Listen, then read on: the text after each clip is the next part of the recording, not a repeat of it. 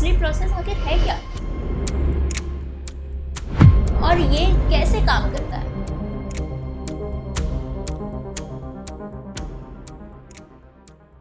आपको लगता है कि शार्क टैंक के पिचेस सिर्फ 5 मिनट के ही होते हैं? सच ये है कि एक पिच का असली टाइम होता है 45 मिनट्स से लेकर 2 घंटे तक का। जो डील टीवी पे दिखती है उसमें से 40% बाद में कैंसिल भी हो जाती है। शार्क टैंक की जर्नी शुरू हुई थी 2001 में जापान से, जहां शो का नाम था टाइगर्स ऑफ मनी। इसके बाद यूके में ड्रैगन्स डेन के नाम से ये फेमस हुआ और फिर 2009 में शार्क टैंक यूएस से लॉन्च हुआ और तब से दुनिया भर में इसने एंटरप्रेन्योरशिप को मेन स्ट्रीम बना दिया।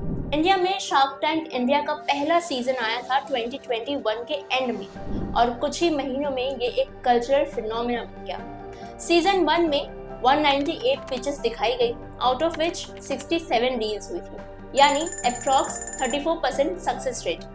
पर टीवी पर दिखने वाले ये नंबर्स असली कहानी का सिर्फ एक हिस्सा है।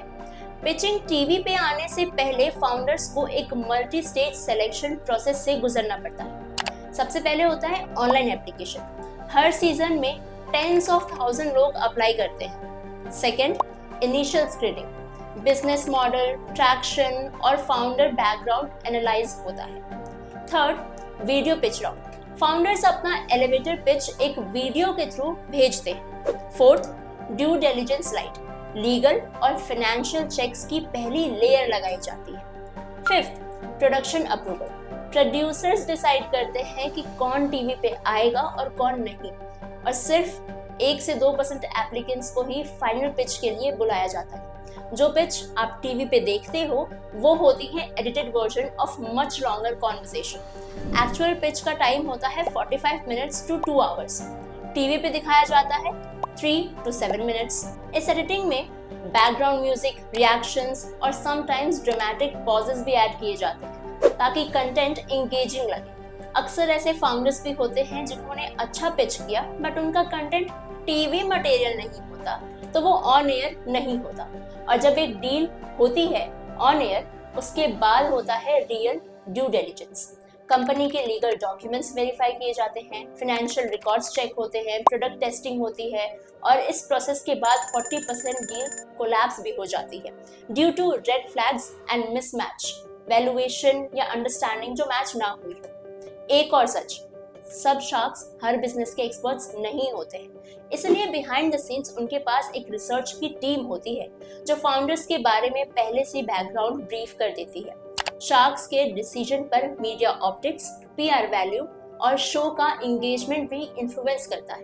कभी कभी सिंपैथी इन्वेस्टमेंट्स भी होती हैं, स्पेशली जब कोई यूनिक या इमोशनल स्टोरी हो। फाउंडर्स के लिए भी ये सिर्फ इन्वेस्टमेंट नहीं होती, ये एक मार्केटिंग जैकपॉट होता है। शार्क टैंक इंडिया के सीजन 1 के बाद कई स्टार्टअप्स ने डील ना मिलने के बावजूद भी करोड़ों का बिजनेस किया है। शार्क टैंक एक स्टार्टअप शो जरूर है, पर उसका एक हिस्सा तो रियलिटी टीवी शो भी है। पिच के पीछे की पिच, कैमरे के पीछे की स्ट्रैटेजी और डील के बाद की रियलिटी, सब कुछ स्क्रिप्टेड नहीं है लेकिन क्यूरेटेड जरूर है। इस शो ने एंटरप्रेन्योरशिप को ग्लैमराइज जरूर किया है, लेकिन असली स्टार्टअप वर्ल्ड में शार्क से ज्यादा स्ट्रगल्स होते हैं।